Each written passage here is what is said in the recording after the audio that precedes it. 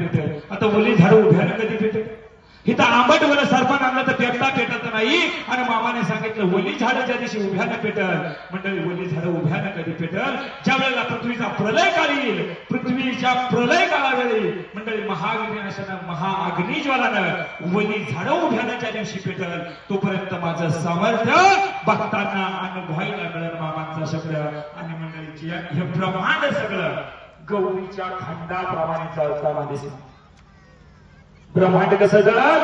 गौरीचं खांड कसं पेटवल्यानंतर जळतं तसं जळताना दिसल. आणि या ब्रह्मांडाची रचना झेंडूच्या झाडाप्रमाणे सांगितली जाते. झेंडूचं झाड बघा, वाळल्यानंतर सगळे शेतकरी पाकळ्या पडून जातात, पानं झडून जातात, झाड वाळून जातं. आतलं बीज मात्र तसंच राहतं. प्रत्येक जण शेतकरी प्रत्येकाला माहिती आहे. तसं मामाने सांगितलं, अरे मी कधीच नाश पावणार नाही असं आत्मतत्व आहे. म्हणजे या सृष्टीचं चक्र चालवणारा कोणीतरी एक आहे, त्याला ईश्वर म्हणतात. तो म्हणजे मी. म्हणजे मामांचा अधिकार किती मोठा लक्षात घ्या. 1964 साल चालू